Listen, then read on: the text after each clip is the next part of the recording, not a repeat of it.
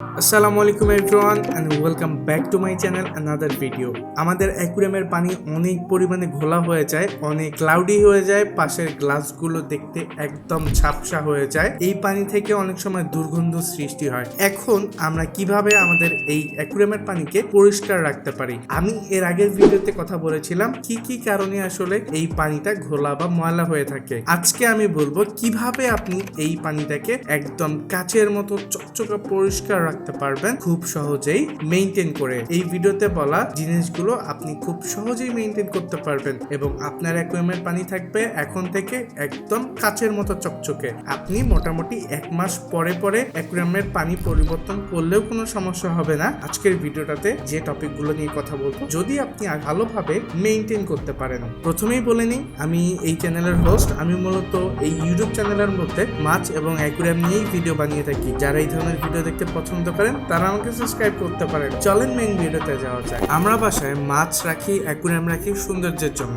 যখন আমাদের এই অ্যাকুয়ারিয়ামের পানিটা একেবারে ময়লা হয়ে যায় তখন এই সৌন্দর্যের একদম 12টা ফুটে যায়। কাঁচগুলো যখন একেবারে ঘোলা দেখা যায় তখন দেখতে আসলে খুবই বাজে দেখায় এবং অনেক সময় এমন হয় যে অ্যাকুয়ারিয়ামের কাছেই যাওয়া যায় না, এত পরিমাণে দুর্গন্ধ আছে সেই পানিগুলো থেকে। তো আজকের এই ভিডিওটাতে আমি আপনাদেরকে জানাবো কিভাবে এই পানিটাকে কাচের মতো পরিষ্কার রাখবেন। প্রথমেই আপনাকে যে জিনিসটা করতে হবে সেটা হচ্ছে পারফেক্ট ভাবে আপনাকে গ্রাভেলটা ক্লিন করতে হবে। অর্থাৎ আমাদের অ্যাকুয়ারিয়ামের নিচে যে গ্রাভেল অথবা পাথর দিয়ে থাকি আমরা, অনেকে স্যান্ড দিয়ে থাকে, অনেকে প্লান্টেড ট্যাঙ্কে মাটি ইউজ করে থাকে, সয়েল। তো যেটাই দেখ না কেন আপনাকে এইটা ভালোভাবে পরিষ্কার করতে হবে। মেইন জিনিস হচ্ছে আপনার গ্রাভেল। এই গ্রাভেলটা যদি আপনি ভালোভাবে পরিষ্কার করতে না পারেন তাহলে আপনার পুরো ট্যাঙ্কটা ক্লিন করা একদম বৃথা হয়ে যাবে। সো মেক শিওর আপনার অ্যাকুয়ারিয়ামের নিচের গ্রাভেলটাকে ভালোভাবে পরিষ্কার করবেন। গ্রাভেলগুলোকে আপনি লবণ দিয়ে ক্লিন করতে পারেন, যেমনটা আমি করে থাকি। লবণ দিয়ে ক্লিন করলে কি হবে, আপনার ট্যাঙ্কের পাথরগুলো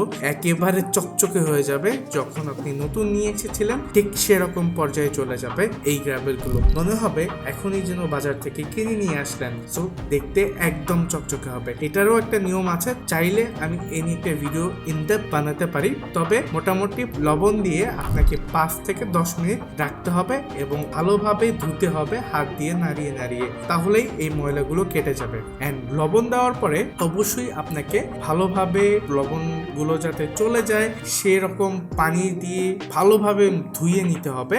কারণ এই খাবার লবণগুলো যদি অ্যাকুয়ারিয়ামের মধ্যে চলে যায়, আমাদের মাছের সংস্পর্শে আসে, তখন আমাদের মাছগুলো মারা যাবে। অনেকেই বলবে আমরা অ্যাকুয়ারিয়ামের মধ্যে যে লবণ ব্যবহার করি তাহলে আমাদের মাছ মারা যায় না কেন?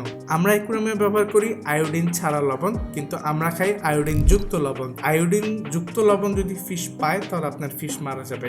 এখানে একটা মিস আন্ডারস্ট্যান্ডিং হয়ে থাকে, অনেকে বুঝতে ভুল করে। সো এই জিনিসটা আসলে কখনই করা যাবে না। 2 নম্বরে যে জিনিসটা আপনাকে মাথায় রাখতে হবে, লাইট বেশি পরিমাণে ইউজ করা যাবে না। Don't use light too much. কেন বললাম অ্যাকুয়ারিয়ামে লাইট ইউজ করা যাবে না? অবশ্যই যাবে, সেটা একটা নির্দিষ্ট টাইম অনুযায়ী। আমাদের প্লান্টেড ট্যাঙ্কে মোটামুটি 8 ঘন্টা 6 থেকে 8 ঘন্টা লাইট হলেই ইনাফ। কিন্তু একটা নন প্লান্টেড ট্যাঙ্কে কিন্তু অত লাইটের প্রয়োজন হয় না। আমরা শুধুমাত্র অ্যাকুয়ারিয়ামটাকে দেখার জন্যই লাইটটা অন করে রাখি। তবে আপনি একটা নির্দিষ্ট সময় ঠিক করে নেবেন যে আমি এতটুক থেকে এতটুক চালাবো। আপনি অ্যাকুয়ারিয়ামের লাইটটা মোটামুটি 4 ঘন্টা থেকে 6 ঘন্টা চালাবেন, ইটস ইনাফ। এইটা হাইয়েস্ট একটা সময়। কারণ এই লাইটের ফলে কি হয়, আমাদের ট্যাঙ্কের গ্লাসগুলোর মধ্যে শ্যাওলা জমে বা অ্যালগে হয় বা শৈবাল জমে। তো এই ক্ষেত্রে কি হয়, আমাদের ট্যাঙ্কের গ্লাসগুলো একদম সবুজ হয়ে যায় এবং এই শৈবালগুলো হাত দিয়ে ক্লিন করা একদম মুশকিল হয়ে যায়। আপনাকে অবশ্যই ধারালো কোনো কিছু একটা ব্যবহার করে এই শৈবালগুলোকে সরাতে হয়, আদারওয়াইজ এগুলো কখনোই যায় না এবং ট্যাঙ্কের মধ্যে গ্রো করতেই থাকে এমন একটা পর্যায়ে চলে যায় আপনার ট্যাঙ্কের গ্রাভেলের মধ্যেও ছড়ে পড়ে এবং পুরো ট্যাঙ্কটাকে একদম বরবাদ করে ফেলে। সো মেক শিওর করবেন অ্যাকুয়ারিয়ামের লাইট ব্যবহার করবেন তো অল্প পরিমাণে ব্যবহার করবেন, বেশি পরিমাণে ব্যবহার করা কখনোই যাবে না। এরপরে কথা বলবো আনইটেন ফুড, অর্থাৎ আমাদের ট্যাঙ্কের মধ্যে আমরা যে ফিশগুলোকে খাবার দেই, আমি বলেছিলাম 5 মিনিটের মধ্যে আপনার ফিশ যতটুকু খেতে পারে ঠিক ততটুকু খাবার দিবেন এবং ফিশ ফুডগুলার ব্যাগের মধ্যেও বা কভারের মধ্যেও লেখা থাকে। তবে এই 5 মিনিটে ফিশ খাবার যদি আপনি খাওয়াতে যান এটা ওভারফিড হিসেবে পরিগণিত হয় আমার ধারণা মতে। কারণ এই 5 মিনিটে অনেকগুলা খাবার খাওয়ানো যায় ফিশদেরকে, এই যে বলতেছি ওভার ফিডিং হয়ে যাচ্ছে। এটা এই ফুডগুলা কি হয় হয় যেগুলো ফিশ খায় না। আনইটেন ফুডগুলো ট্যাঙ্কের গ্রাভেলের উপরে ভেসে বেড়ায় এবং এই ফুডগুলা কোনো ফিশও খায় না। দেখা যাচ্ছে যে এগুলো একসময় পচতে পচতে এগুলো থেকেই গন্ধ সৃষ্টি হয় এবং ট্যাঙ্কের পানিটাকে একদম ঘোলা করে দিয়ে দেয়। কেন ঘোলা করে? কারণ আমরা যে ফিশগুলোকে খাবার খাওয়াই এগুলো কিন্তু ম্যাক্সিমামে থাকে কালারফুল, অর্থাৎ কালার করা থাকে, বিভিন্ন কালারের, লাল থাকে, সবুজ থাকে, ইভেন ইয়েলো টাইপের খাবারও পাওয়া যায়। এই খাবারগুলো যখন ট্যাঙ্কের মধ্যে অতিরিক্ত সময় ধরে ভেসে বেড়ায় তখন দেখা যায় আমাদের ট্যাঙ্কের পানিতে এমনিতেই ঘোলা হয়ে যায়। এন্ড আমি একটা জিনিস বলতে ভুলে গিয়েছি, আমরা অনেকেই অ্যাকুয়ারিয়ামের মধ্যে কালার পাথর ইউজ করে থাকি। তো মেক শিওর করবেন ট্যাঙ্কের মধ্যে কালার পাথর আপনি ইউজ করবেন না, কারণ এই কালার পাথর থেকে ট্যাঙ্কের মধ্যে পানি ঘোলা হয়ে যায় কালার উঠতে উঠতে। সো অবশ্যই অ্যাভয়েড করবেন এই জিনিসটা। আমরা ফিরে যাই আমাদের আনইটেন ফুডের দিকে। এই ফুডগুলো অবশ্যই আপনাকে তুলে ফেলতে হবে যদি ওয়েস্ট হয়ে থাকে আপনার ফিশ খাওয়ার পরেও। আপনার ফিশের পেট ভরে গিয়েছে, আপনার ফিশ ইনাফ পরিমাণে খেয়েছে, মোটামুটি 5-6টা দানা খেলেই একটা ফিশের জন্য এনাফ। মিডিয়াম সাইজ অথবা একটু বিগের সাইজের ফিশ হলে, ছোট ফিশ হলে তো কথাই নেই, 1 থেকে 2টা দানা দিনে, তাও 1 থেকে 2 বার খাওয়াবেন, বেশি না। সো মেক শিওর করবেন ট্যাঙ্কের মধ্যে উপরে যে খাবারগুলো থাকে এগুলোকে সরিয়ে ফেলবেন যদি বেঁচে থাকে। এই জিনিসটা যদি মেনটেন করেন দেখা যাচ্ছে আপনার ট্যাঙ্কের মোটামুটি 50% কভার হয়ে গেল। অনেকেই বলে থাকে আমার ট্যাঙ্কে আমি সবগুলোই করতেছি কিন্তু তারপরেও আমার ট্যাঙ্কের পানি পরিষ্কার থাকতেছে না, কিভাবে আমি অ্যাকুয়ারিয়ামের পানিটাকে পরিষ্কার রাখতে পারি? সো অবশ্যই আপনাকে একটা মেডিসিন ইউজ করতে হবে অথবা ওয়াটার ক্লিয়ারিফায়ার ইউজ করতে হবে, যেটা অ্যাকুয়ারিয়াম শপের মধ্যে পাওয়া যায়। আমি হয়তো বা নাম বলতেছি না এই ভিডিওটাতে, তবে আমি আপনাদেরকে একটা জিনিস সাজেস্ট করব, যেটা ইউজ করেন একটু দামি ইউজ করার চেষ্টা করবেন, ওয়াটার ক্লিয়ারিফায়ার, কারণ এগুলো ইউজের ফলে আমাদের মাছগুলা হিতে বিপরীতে মারা যায়। সো আপনি পরিমাণটা জানবেন কতটুকু দিতে হয় এবং একটা দামি ভেরিফাইড কোম্পানির ভালো জিনিস ইউজ করার চেষ্টা করবেন, অথেন্টিক জিনিস, তাহলে আপনার ফিশ মারা যাবে না এন্ড আপনার ওয়াটারটাও পরিষ্কার থাকবে। এমন একটা জিনিস ইউজ করলেন আপনার ফিশও মারা গেল, ট্যাঙ্কের ওয়াটার আরো ময়লা হয়ে গেল। তো মেক শিওর করবেন এমনটা যাতে না হয়। 5 নম্বরে কথা বলবো, ফিল্টারের রেসপন্সটাকে আপনাকে ভালোভাবে পরিষ্কার করতে হবে। আপনি যদি অ্যাকুয়ারিয়ামের গ্রাভেল ক্লিন করলেন, পানি চেঞ্জ করলেন, খাবার কম খাওয়ালেন, মেডিসিন দিলেন, কিন্তু আপনি যদি ফিল্টার ইউজ না করেন আর ফিল্টারের রেসপন্স যদি ক্লিন না করেন তাহলে আপনার অ্যাকুয়ারিয়াম কি পরিষ্কার থাকবে? কখনই থাকবে না। অবশ্যই অ্যাকুয়ারিয়ামের মধ্যে আপনার একটা ফিল্টার থাকতে হবে এন্ড ফিল্টারের ভিতরে যে স্পঞ্জ থাকে আপনি যে কোনো কাইন্ড অফ ফিল্টার ইউজ করতে পারেন, power head filter, sponge filter.